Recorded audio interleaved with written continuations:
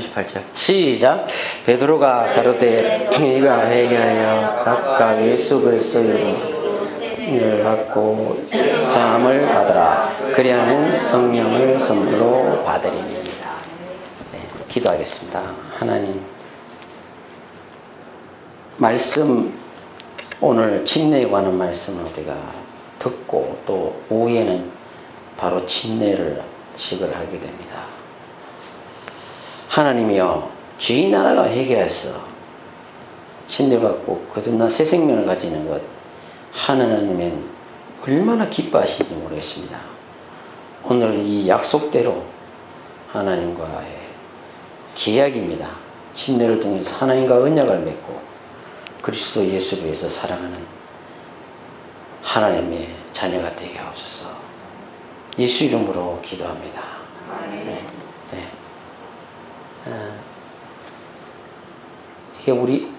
이게 타이틀이잖아요. 딱 세 가지예요. 회개하라, 예수 이름으로 침례받으라, 그리고 성령을 선물로 받으라. 그럼 이게 구약에 어디서 관련되어 있나를 보면 돼요. 물두멍에서 관련되어 있는 건데요. 출애굽기 30장 18절에 너는 물두멍을 노스로 만들어라 이거야. 그 받침도 노스로 만들어 쉽게 하되 그것을 회막과 제단 사이에 두고 그 속에 물을 담으라는 거예요. 근데 이 물두멍은 노스로 만들어요. 그 노시 어디, 광야인데 노시 어디서 나왔을까요? 광야 40년 동안 돌아다니는데 뭐 노시 어디서 나왔을까?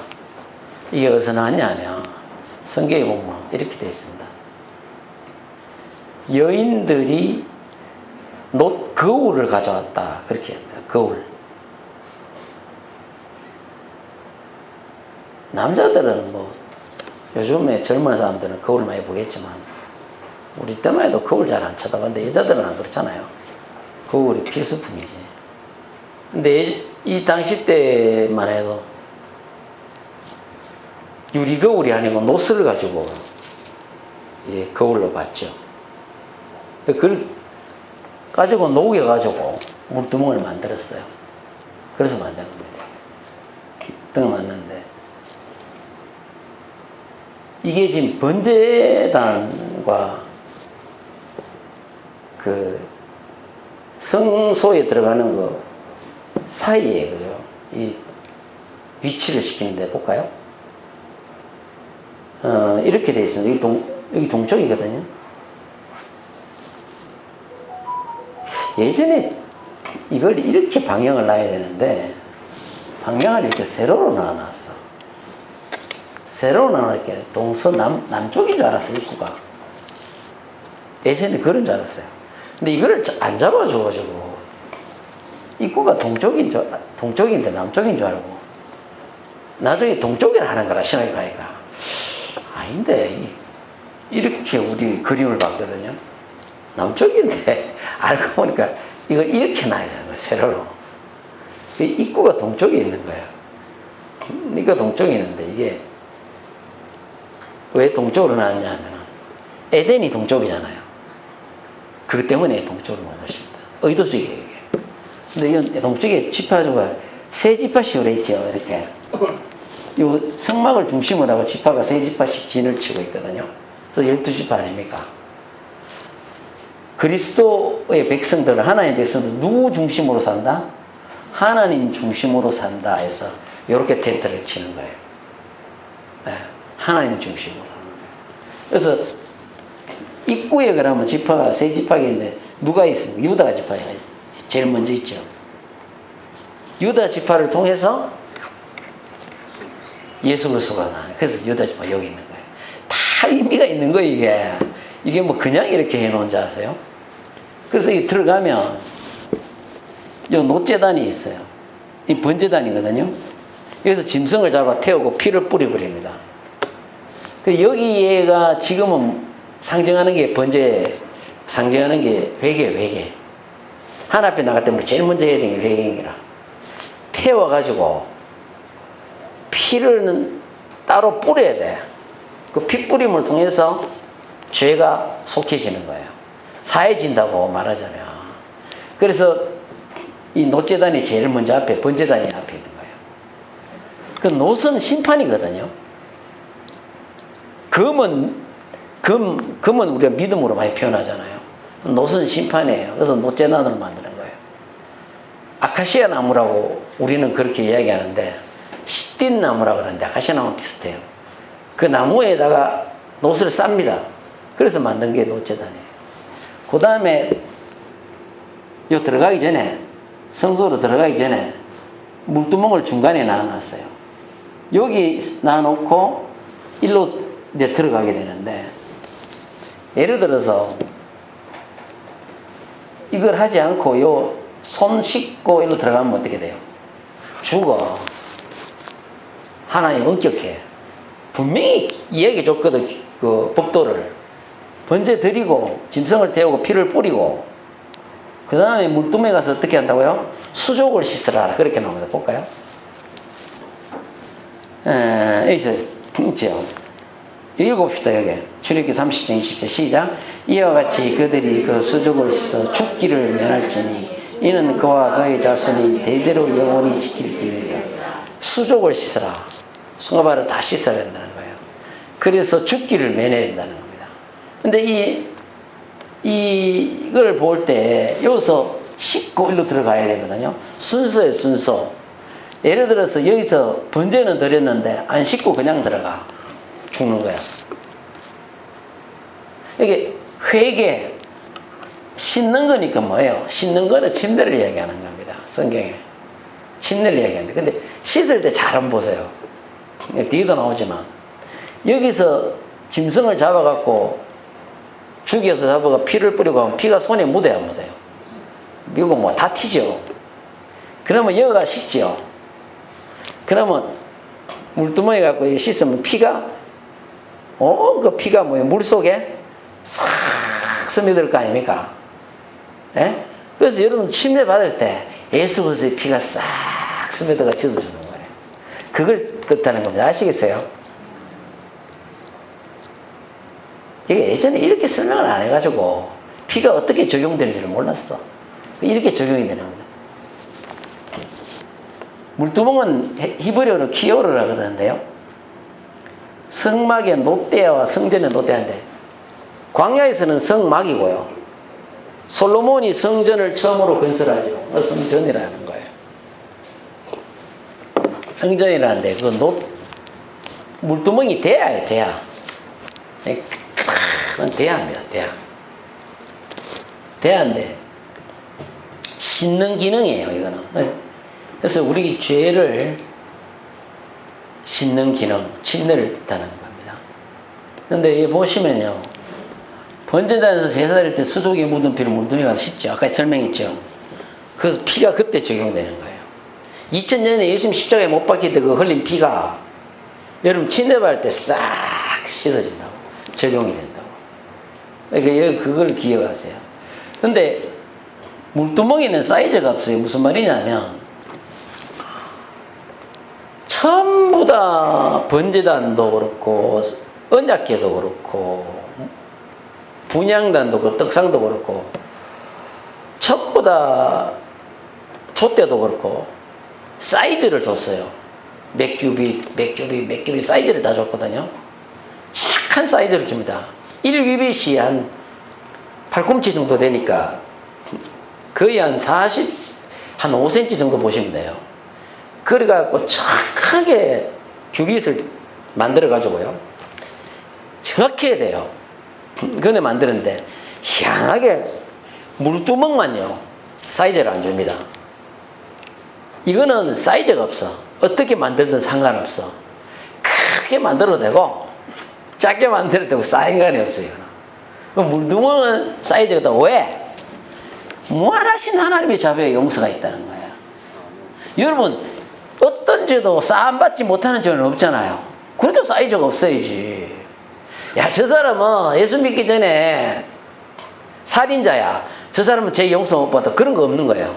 예수 믿기 전에 어떤 죄라도 하나님의 자비와 용서로 다 씻어지고 예수의 피로 씻지 못할 죄는 없는 거예요. 그래서 이 사이즈가 없는 겁니다. 물두멍만 사이즈가 없는 거예요. 죄는 예수께서 오실 때까지 계속 씻어지는 겁니다. 무슨 말이냐면 십자가에 못 박히실 때는 십자가에 못 박혀서 피를 탁 흘림으로 죄 용서가 되잖아요. 그럼 보세요. 그게 단 한 번의 제사라 그래요. 짐승을 가져올 필요가 없죠. 이제는 예수님께서 단 한 번만에 끝냈으니까 십자가에서 옆구리 창에 찔린 물과 피를 쏟으심으로 단 한 번에 끝났잖아요. 물과 피를 쏟으신 거야. 그러니까 침례 받을 때 그 피가 죄를 씻어주는 역할을 하는 겁니까?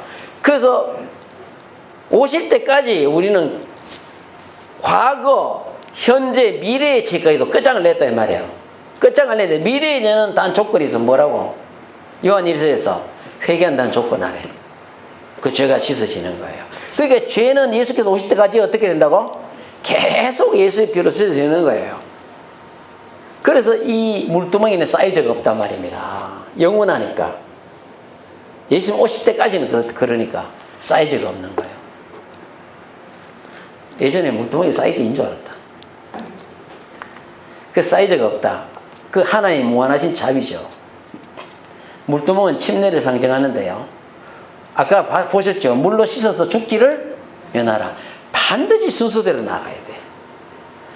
마찬가지예요. 복음도 아까 우리 사도행전에서 봤지만 베드로가 설교할 때 회개하라. 그 다음에 뭐예요?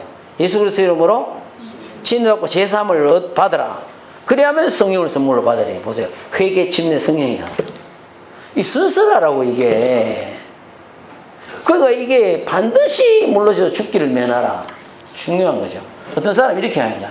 구약에나 그랬지 뭐 지금은 뭘 그런 이야기를 하더라고. 구약엔 그랬지 뭐 말도 안 되는 소리. 물론 예수 그리스도의 부활하심을 말미암아 이제 너희를 구원하는 편이 곧 침례라. 그러니까 구원하는 표잖아. 그러니까 그런 말 하면 안 된다고. 그 다음에 사도 바울이 간증을 하죠. 사도행전 22장 16절에 주의 이름을 불러 세례를 받고 너희 죄를 어떻게 한다고요? 그러니까 이 물두멍이 바로 침례, 씻는 역할을 하는 거예요. 죄를 씻어주는 역할을 하는 거예요. 뭐가? 침례가. 아시겠습니까? 침례가 그 역할을 한다는 겁니다. 자, 이 침례에서 요한복음 14장 10절에 재미있는 이야기를 합니다. 읽어보요. 시작.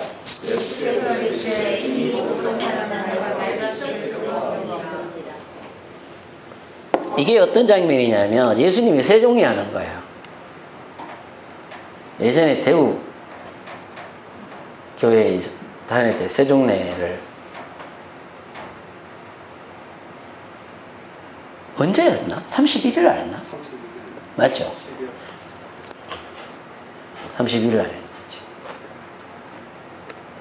요즘 딴 데도 세종례 하는 데는 해요. 저만 안 하지.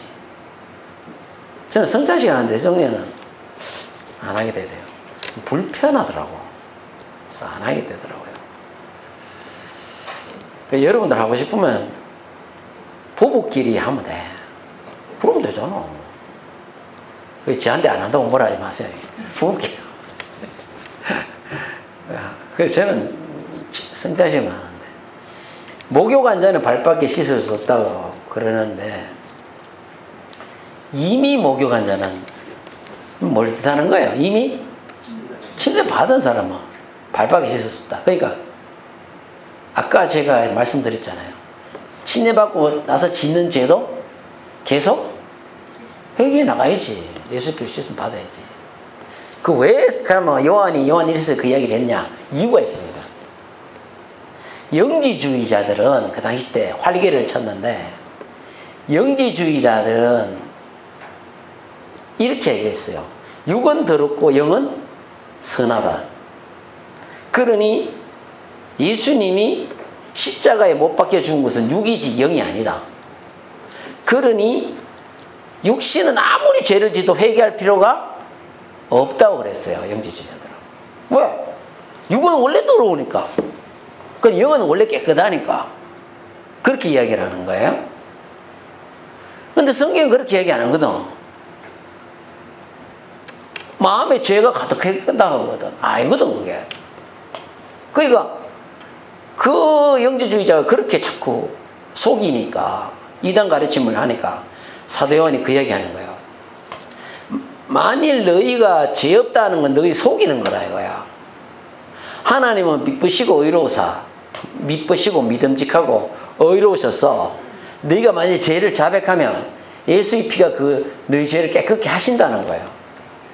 계속 씻어 나간다는 겁니다. 그러니까 영지주의자 이렇게 가르칩니다. 너희들이 예수 믿고 난 뒤에 짓는 죄는, 침례받고 난 뒤에 그런 죄를 짓는 죄는 회개할 필요 없다. 왜? 영은 깨끗하니까. 그 거짓말이다 이거야. 사도 요한이 안 된다 이거야. 그것도 회개해야 된다는 거예요. 근데 우리가 대부분 보면 회개는 평생에 한 번이고 그 다음부터는 자백이라 그러는데 원어로 보면 그렇게 돼 있지 않습니다. 그냥 계속 회개해요. 그렇게 돼 있죠. 곱 자백한다는 게 회개예요. 같이 일이 여러 군데로 섞어서 써요. 그거 예전 저도 그래 가르쳤는데 잘못 가르친 거예요. 원어 몰라서 하는 소리. 그건 다음에 하기로 하고. 이거를 봅시다. 시작.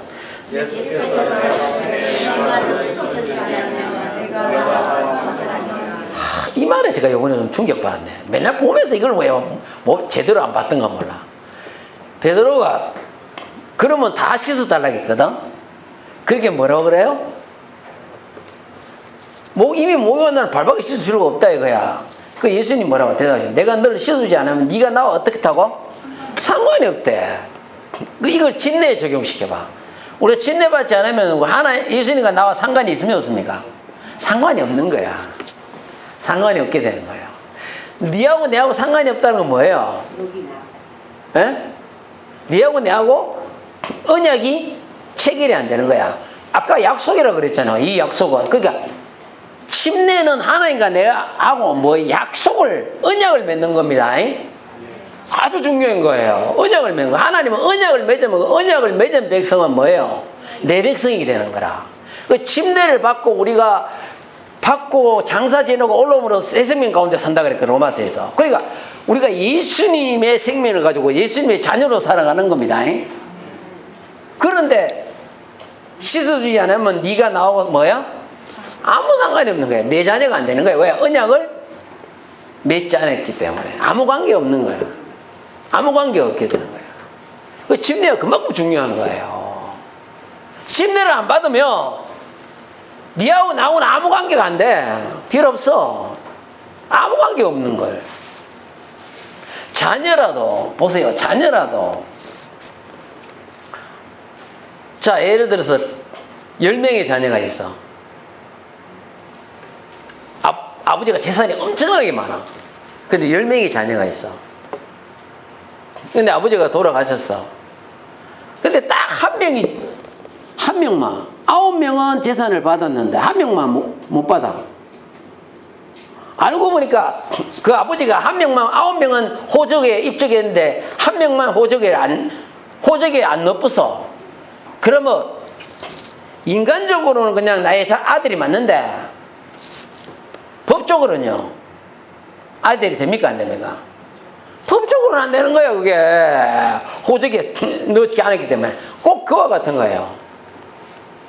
예수님 침례받지 않은 것은 하나님과의 계약이 안 돼 있기 때문에 이거는 법적 효력이 없는 거예요. 그걸 로마서에 설명하는 거예요. 6장에서 아무 상관없는 거야. 그게 구원을 못 받는다 이 말입니다. 구원에 이르지 못하는 거예요. 굉장히 중요한 걸 얘기해요. 나와 상관이 없다잖아. 나와 아무 관계 없다 이 말이에요. 그걸 이야기하는 거예요. 그 사도행전에는 침례받는 장면들이 여러분 생각에는 침례받는 장면이 사도행전 2장 38절, 사마리아 8장, 고넬료 가정 10장, 또 에베소에 바울이 복음 전할 때 19장 이렇게만 나온다고 생각하잖아요. 의외로 많이 나옵니다. 예수 이름으로 딱 그렇게 나온 데만 4군데고요. 복음을 전파되는 곳은 반드시 뭘 받았다고요? 반드시 침례받는 장면이 나옵니다. 볼까요? 사도행전 2장 38절 41절에서 예루살렘에서 침례받는 장면이 나오죠. 이때 얼마나 침례받습니까? 몇 명이? 3,000명이 침례를 그때 받게 되죠. 딱 복음을 전하고 삼층이 받잖아요. 맞죠? 그 다음에 사마리아에서 12절 사마리아에서 복음을 전해가지고 이때 베드로와 요한이 가서 복음을 전하고 이때 물과 성령으로 겁난 사람 침례받고 성령 받은 사람 생기는데 예수 이름 침례를 받다 이거 사마리아인들이 복음이 들어가는 곳에 반드시 뭐가 들어가요? 침례 받잖아요. 그 다음에 38절에서 8장 4에서 맞은 이디오피아 내시가 성경을 읽고 있을 때는 못 깨달아. 하나님이 이디오피아 내시 앞으로 누굴 이끌어가요? 빌립을 이끌어가. 빌립이 전해가지고 둘이가 물에 내려가서 침례를 받죠. 보세요. 복음을 전하는 장면에서 반드시 침례받는 장면이 탁탁 따라 나오잖아요. 그 다음에 사도 바울이 여기 회심하는 장면이 9장 안에요. 회심하고 난 뒤에 너희 세례받고 너희 죄를 씻으라 하더라 쫙 나오잖아요. 그게 중요하지 않으면 왜 나오겠습니까? 계속 따라 나옵니다. 고넬료 가정 이방인에게 참으로 복음이 열리는 자리예요. 복음이 열리는데 명하여 예수 그리스도로 침례를 받으라 하면서 고넬료 가정이 다 침례받습니다. 복음을 전하는데 침례가 반드시 따라 나오는 거야. 회개 침례 성령이니까 따라 나오죠. 그래서 주 예수 그리스도 이름으로 침례를 받았다 이 나옵니다. 또 더 있습니다. 사도행 16장 5절에 보면 루디아 가정이 나와요. 루디아 가정. 이 루디아는 이름이 아니고 뭐라고 했죠? 저희는 이야기했는데 지역이라 했죠. 루디아에서 온 아주머니 그런 거예요. 루디아 때 그 하나님이 루디아 마음을 열었대. 어디서? 빌립보에서. 그러니까 유럽에 최초로 세워진 교회가 빌립보 교회예요. 빌립보 교회입니다. 그 빌립보의 사도 바울이를 보내가지고 루디아를 만나게 해. 만날 때 하나님이 마음을 열어. 그렇게 열어줘야 돼. 여니까 그가 복음을 받아들였어. 그래서 루디아의 온 가정이 성경에 보면은 침례를 다 받았다고 나옵니다. 착하게 침례를 받더라 이렇게 나와요. 온 가정이 침례를 받았습니다. 그러니까 우리 성경에 보면은 침례 받는 기계 계속 나오네. 계속 나온다니까. 그 다음에 보면은 빌립보 가정 사도월이 빌립보에서 복음을 전하다 감옥에 잡히죠. 빌립하고 실라 둘이 가요. 감옥에서 찬송 부르다가 하나님의 역사가 옥문이 열리잖아요. 그때에 간수가 자살하려고 그럴 때 스톱시키죠. 우리 여기 있다고. 그래 보니까 있어. 그래가 복음을 전했는데 그때 뭐가 다 그 가정이 간수의 가정이 다 세례를 받았다고 성경에 나옵니다. 주 예수를 믿으라 그리하면 너와 네 집이 구원을 얻으리라 하고 그 밤에 가서 어떻게 했다고요? 침례를 줬대잖아. 꼭 그 앞에 것만 이야기한다. 주 예수를 믿으라 그리하면 너와 내 집이 구원을 얻으리라 까지 봤다 간다. 온 가정이 가서 다 침례받은 거 그거는 싹 빼고 이 가정이 침례받았다고 따라 나오거든. 거기 보세요. 한두 가정이 아니야. 반드시 따라 나오잖아요.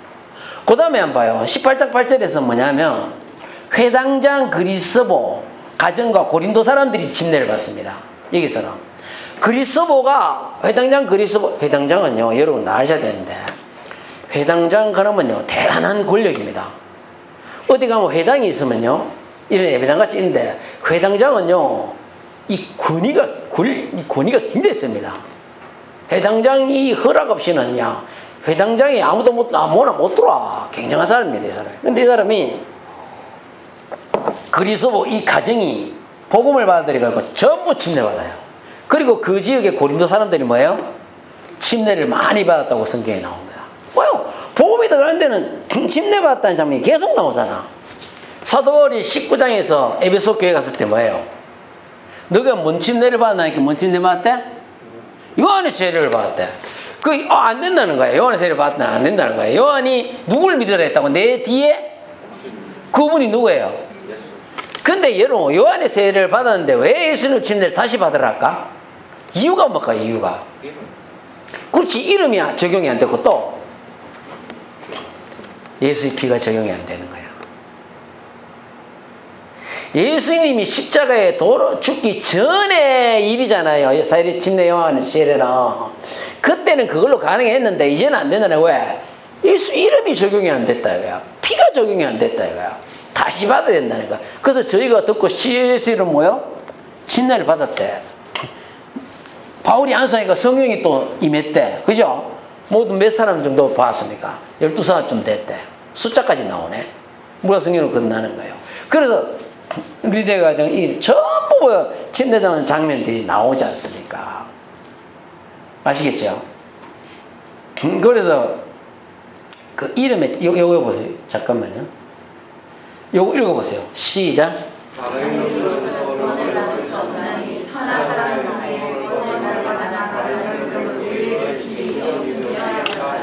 11절에 이 예수는 하고 딱 이렇게 이야기하거든요. 그 이름은 누구예요? 구원받은 이름은? 예수입니다. 이름에 제사하는 권세가 있거든. 대통령 사면장 생각하면 돼요. 사형수가 그 사람이 사형받아야 돼. 근데 대통령이 이 사람 좀 그래도 공로가 좀 있다. 살려줘라 하고 대통령은 사면을 해줄 수 있는 권한이 있어요. 근데 거기에 딱 자기 이름이 들어갑니다. 대통령 누구 이름이 딱 들어갑니다. 그 이름이 그렇게 중요하다니까. 이름이 그렇게 중요해요. 이름이 들어가야 효력이 있는 거예요. 사면장에. 마찬가지로 구원받을 만한 이름은 예수 이름밖에 없다고. 자, 식사 기도할 때도 예수 이름으로 기도합니다. 무슨 기도를 해도 다 예수 이름으로 기도하는데 예수 이름으로 다 하는데 다 예수 이름으로 해. 그런데 유독 침례만 성부성자 성신이에요. 그게 이름이 호칭이에요. 호칭이지. 칭호지 칭호. 예수만 이름이야. 아들 낳은 이름을 예수라. 딱 밝혀지죠. 그 다음 이걸 읽어봅시다.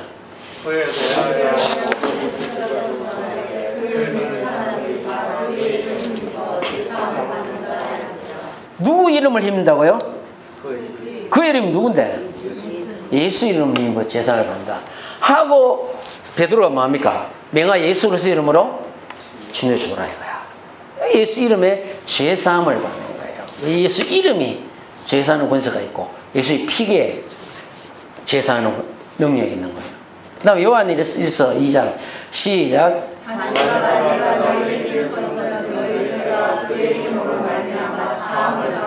너희 죄가 누구 이름으로? 그 이름이 누군데? 맞잖아요. 보세요.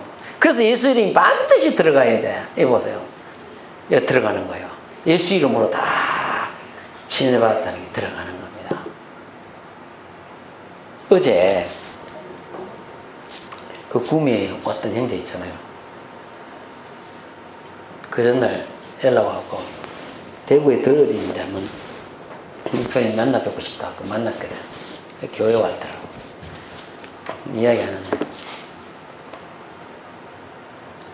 사정이 또 좀 있긴 있더라. 그 형제 동생하고 형하고 교회 또 데리고 나가는 모양이라 하니까 옆에 교회를 가는데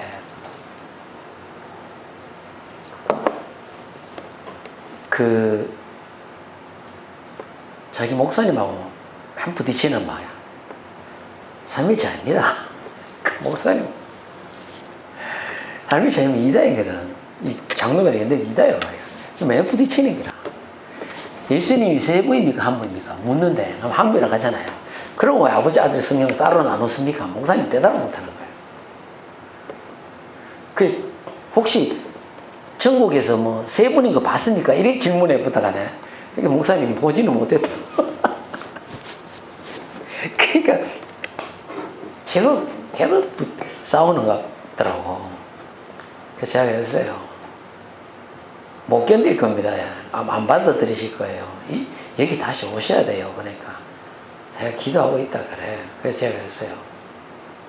쭉 이야기하면서 뭐 음성도 너무도 중요하지만 하나님은 성경을 통해서 음성하신다. 제가 그 이야기를 했다니까. 자기는 늘 고마워해. 우리 성도들한테도 고마워하고 저한테도 고마워해. 근데 이게 진리인 건 알아. 자기는 삼위일체가 아닌 거를 알아. 그러면서 뭐라 하냐면 예수님 침례에 대해서 이야기를 하는데 아버지 아들과 성령의 이름으로 세례 받는 거나 예수 이름으로 받는 거나 똑같이 않냐. 왜냐하면 그분이 그분이니까 이렇게 이야기를 해요. 그렇게 이야기를 많이 하거든요. 준수도 나한테 그 이야기 하더만 그렇게 이야기 하더라고요. 그래서 제가 그랬어요. 아버지 아들과 성령은 칭호지 이름이 아니라 그랬어. 아버지와 아들과 성령의 이름으로 주라 했다 이거야. 이 착각한 거라 이거야. 이름. 그래서 사도행전에서 제자들이 그걸 듣고 아버지와 아들과 성령의 이름으로 세례를 줬습니까? 예수 이름으로 줬습니까? 모르니까 다 예수 이름으로 줬대. 그러면 아버지 아들과 성령의 이름으로 세례를 줬는 게 맞다 그러면 이래줘도 되고 저래줘도 맞다고 그러면 사도행전에 한 군데라도 나와야 되지 않느냐 그러니까. 아, 이분이 그때 전에도 이야기했거든요. 이 형제님이 다시 깨닫게 되는 거야. 맞네요, 그래. 그래, 맞지 않느냐고. 사도행전에 한 군데로 나와야 되지 않느냐고. 근데 제자들은 알은 거예요. 아버지, 아들, 성령 이름 예수를 알았는 거야. 내 이름으로 보내실 성령이래. 아들 낳은 이름을 예수로 알아. 내는 내 아버지 이름으로 왔대. 그죠? 그 여호와는 이름이 아니라 그랬죠. 뭐라고요? 속성이라 했죠. 예수님이, 하나님이 어떤 분인가를 설명할 때 쓰는 단어가 뭐예요? 여호와인 거예요. 이름이 아닙니다. 절대로 이름이 아닙니다. 그래서 세 번역 성경에는 여호와란 말이 안 나와요. 다 주로 번역했어요. 그래도 그 세 번역 성경이 잘못됐다고 아무도 이야기 안 해요. 맞거든요, 그게. 그래서 신약에 와서 비로소 이름이 밝혀집니다. 아들 낳은 이름을 예수로 알아. 딱 밝혀지는 거예요. 그래서 그 이야기를 하면서 이거 다시 쭉 대내해 주니까 맞네요 그런 거야. 맞지 않습니까? 근데 여러분 보세요. 아버지 아들과 성령으로 삼위일체로 나누면 세례도 뭐 줘야 됩니까? 성부성자? 성심을 줘야 되는 거라. 그 길목이라 그게. 근데 하나님이 유일하신 하나님으로 알고 있으면 집 내줄 때 누구 이름을 줘야 됩니까? 예수 이름 줘야 되니까. 딱 길목이라니까 그게. 굉장히 중요해요. 그게 길목이라. 그게 길목이라니까. 거기에 문을 여는 거라, 거기에 문을 열게 되는 거거든. 유일신이 문을 여는 겁니다. 곧 나가면 당연히 이렇게 줘야 되는 거예요. 처음에 오순절 교회가 시작될 때도 보면 유일하신 하나님을 알게 되니까 자연스럽게 사도행전 뭐 이렇게 돼 있거든. 이렇게 예수를 침례를 주게 되는 거예요. 최복규 목사 이야기 한 번 더 할게요. 최복규 목사라고 침례교 목사인데 이분이 침례교도 여러분 성부, 성자, 성신령으로 침례 주는 거 아세요? 예수 이름 주지 않습니다. 근데 그 목사님 어느 날 성경을 볼 때 예수 이름 침례 주는 게 성경에 이렇게 나와 있는 거 보고 이분이 깨닫게 된 거예요. 아, 침례는 예수 이름 줘야 되는구나. 예수 이름에 제사함이 있구나. 이분이 그걸 깨닫은 거예요. 온갖 이단 소리 다 들어가면서 자기는 굽히지 않았어요. 하나님 그걸 열어준 거예요, 눈을. 침례를 주러 갔는데 어디 갔냐면 강으로 갔어요. 강으로 갔다고요. 그 강에서 침례 받을 사람들을 다 데리고 가서 한 사람이 주는데 하나님이 눈을 열어주는 거예요. 환상을 보이게 하는 거예요. 예수는 침례를 주고 막 주는데 자기 눈에 그 예수 그리스도의 피가요 강을 쫙 적셔나간 걸 눈에 보이게 된 거야. 그때 이 사람이 감동을 해버린 거야. 그 환상이 자기 눈에 보여버린 거야. 그래서 그분 은퇴할 때까지 예수님 침례 준 거야. 계속. 금산에 있는 그 이영 목사님도 장동의 목사님이었는데 복음을 받아들여가지고 예수님 침례 주잖아요. 목사님 방송 설교할 때 뭐 하십니까? 하니까 자기는 딴 거 안 잘하는데 예수님 침례 받으라 그거만 잘하는데 그거만 잘한다 하더라고. 근데 실제로 그걸 듣고 여러 도시에서 와서 거기서 예수님 침례 받고 신앙생활 하는 거야. 대전에서 오고 안산에서 오고 막 이렇게 오는 거야. 아예 글로 이사 와버려 어떤 분은. 근데 하나님이 열어준 거예요. 특이하죠. 8시쯤 돼갖고 방송 설교하는데 라디오요. 이상하게 그날은 그게 들리다는 거야. 자기가 설거지 하다가 직접 내게 이야기하시대요.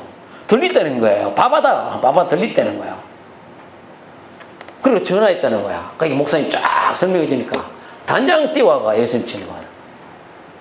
80세 된 그 노인 할아버지는 안산에서 그날 8시에 어쩌다가 틀어놨는데 그냥 예수님 친해주는 딱 귀에 들어오던 거야. 하나님 열어준 거야, 그거. 그래갖고 그냥 찾아왔대, 직접. 그리고 예수님 친해받고 그분 아예 이사 와버서. 이사 와버서, 아이고, 이사 와버서. 그래서 그냥 그분은 전부 다 외부에서, 우리 같이 외부에서 나오는 거야. 막 2시간씩 걸려가 다 외부에서 오는 거야. 야, 그거는 제가 참 너무너무 기뻐하더라고요. 제 그 간증을 하면서 제 앞에서. 예수님 친해받고 이 진리에 대해서 유일하신 하나님이 아는 것에 대해서 너무 기뻐하는 거야. 그 하나님이 마음을 열어준 거 아니에요? 사람이 할 수 있는 게 아닙니다. 그래서 여러분 예수 이름 친해주는 것이 맞습니다. 성경적이고 이게 복음입니다. 복음이 전파되는 곳에 전부 친해줬잖아요. 보세요. 아까 보세요. 루디아, 빌립보 가정, 그리스보, 고린도 사람들 전파되는 곳에 사도는 심지어 자기가 있던 누구 이름을 이제는 왜 주자냐 일어나 누구 이름을 불러라고요? 주의 이름을 불러. 주의 이름은 예수 이름 아닙니까? 불러. 침례를 받으라 하더라. 너희 죄를 씻으라 하더라. 받고 씻어야 되라. 진리는 하나입니다. 자, 이제 이건 마지막으로 우리 다시 한번 읽어야지. 사도행전 2장 3절 시작.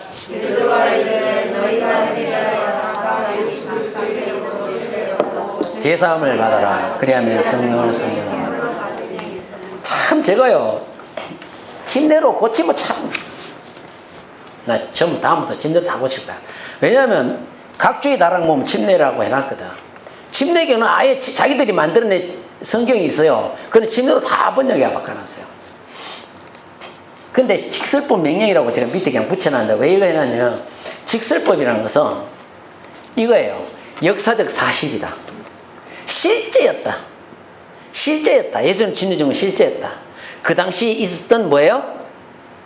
이 말씀은 사실이다. 실제였다. 아시겠습니까? 역사적 사실이었다. 알겠죠? 그래서 직설법으로 되어 있어요. 그 다음에 명령으로 되어 있습니다. 예수 그리스도 이름으로 회개하라. 예수 이름으로 세례받아라. 성령의 선물 받으라. 명령으로 되어 있다고요. 하나의 명령은 복종해야 됩니까? 불순종해야 됩니까? 무조건 순종해야 되는 거예요. 명령은 무조건 순종해야 되는 겁니다. 감사하라, 기도하라, 또 뭐예요? 선을 행하라, 범사에 감사하라, 그 다음에 시임할 기도하라. 이 말씀들이 전부 명령이거든요. 명령이라고요. 그게 우리가 이런 거는 우리가 이걸 내 선택지가 아니야. 선택지가 아니라니까. 선택지가 아니니까 여러분들이 이런 거 말씀을 명령이라고 할 때는 그냥 내가 해도 되고 안 해도 되고 기분 좋고 내 마음에 내키면 하고 이거 안 내키면 하는 게 아니고요. 뭐라고요? 항상 기뻐하라, 시임하고 기도하라, 범사에 감사하라. 이것이 명령이듯이 이것도 명령으로 되어 있다고요. 명령으로 되어 있는데 그 명령을 어긴다, 하나님 말에 불순종한다, 우리는 구원에 이르지 못하는 거예요. 그래서 꼭 기억하시고 치유받고 새로운 생명 가운데 사시는 여러분이 되셔서 감사합니다. 할렐루야. 여기까지 하겠습니다.